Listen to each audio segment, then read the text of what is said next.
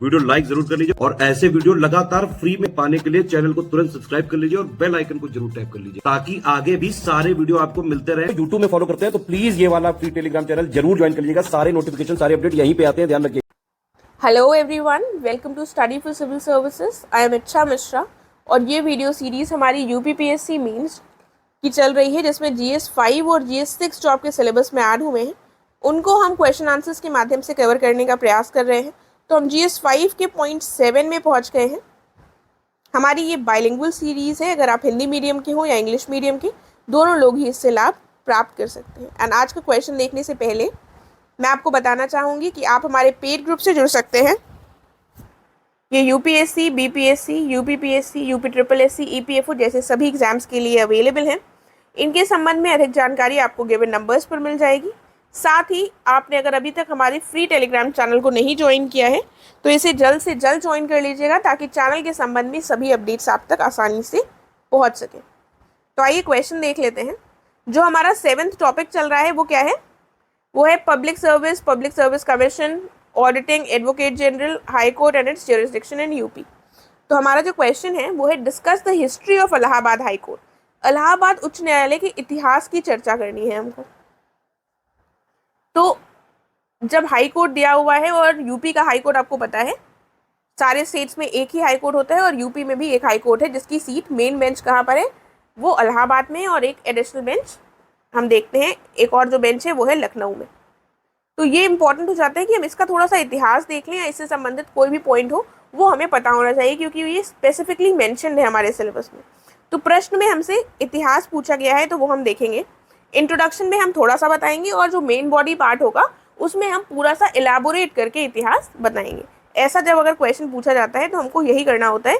Introduction में हम 2-3 line में बता देंगे कब स्टैब्लिश हुआ और उसके बाद जो मेन बॉडी होगा तो उसमें हम पूरा विस्तृत रूप से उसको बताते हैं। तो क्या हो गया, ये जो इलाहाबाद उच्च न्यायालय है इसका अधिकार क्षेत्र क्या है? उत्तर प्रदेश राज्य है, सही है, और ये प्रयागराज में स्थित है।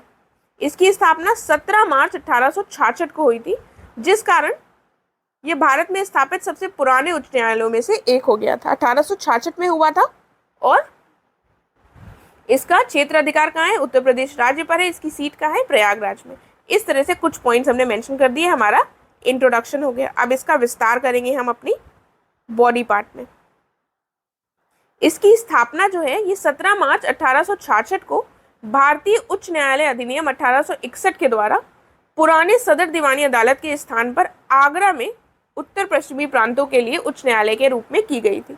यानी कि स्टार्टिंग में कहाँ पर स्टैब्लिश हुआ था? आगरा में स्टैब्लिश हुआ था।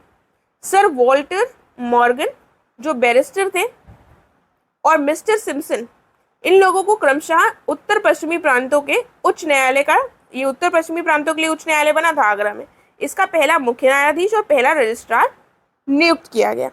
ठीक है, फिर अगला पॉइंट क्या है? अगला पॉइंट है उत्तर पश्चिमी प्रांतों के लिए उच्च न्यायालय का स्थान 1875 में आगरा से क्या कर दिया गया था? इलाहाबाद स्थानांतरित कर दिया गया था। तो कुल मिलाकर 11 मार्च 1919 में इसका नाम क्या कर दिया गया था? इलाहाबाद उच्च न्यायालय कर दिया गया था। ठीक है, फिर हम देखते हैं 2 नवंबर 1925 को गवर्नर जनरल की पूर्व स्वीकृति के पश्चात संयुक्त प्रांत विधानमंडल के द्वारा अधिनियमित अवध सिविल न्यायालय अधिनियम 1925 के माध्यम से जो अवध न्यायिक आयुक्त न्यायालय था इसको अवध मुख्य न्यायालय लखनऊ द्वारा प्रतिस्थापित कर दिया गया था। तो अभी तक वो हमारा किसके लिए चल रहा था? नॉर्थ वेस्ट फ्रंटियर वाला चल रहा था। अब ये हमने बताया कि ये हमारा जो अवध जुडिशियल कमिश्नर कोर्ट था इसको रिप्लेस किसने कर दिया था? अवध चीफ कोर्ट ने, जो कि लखनऊ में स्थापित हुआ था 1925 के एक्ट के माध्यम से।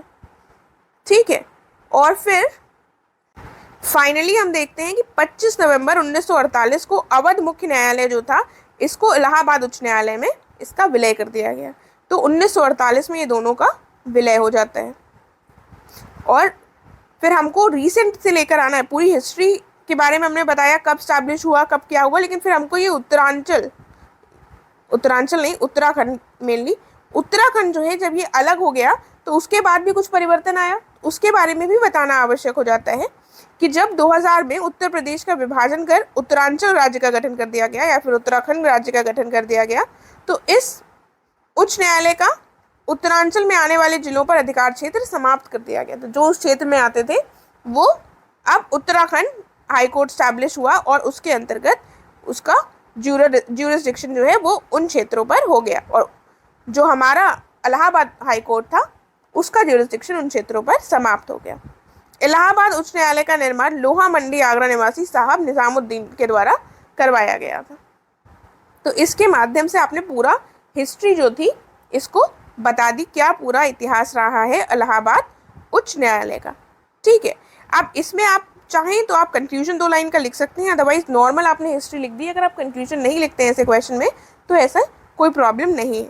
अदरवाइज आप क्या लिख सकते हैं, इसमें लिख सकते हैं कि इलाहाबाद उच्च न्यायालय जो है वो वर्तमान में उत्तर प्रदेश राज्य का सबसे बड़ा न्यायालय है। और अगर जैसे मान लीजिए कोई करंट अफेयर में कोई वर्डिक्ट हो दिया गया है इलाहाबाद हाई कोर्ट के द्वारा, तो आप वो वर्डिक्ट भी 2 लाइन में कंक्लूजन में मेंशन कर सकते हैं। ठीक है, और उस तरह से आप अपना कंक्लूजन लिख सकते हैं। बाकी आपको ये देखना पड़ेगा कि क्वेश्चन आपको कितने मार्क्स का पूछा गया है और आपके क्वेश्चन की डिमांड क्या है।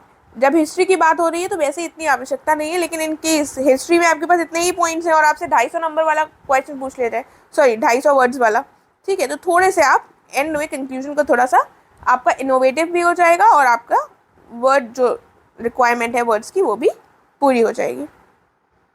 आई होप आपका क्लियर हो गया होगा, समझ में आ गया होगा आपको। Thank you so much.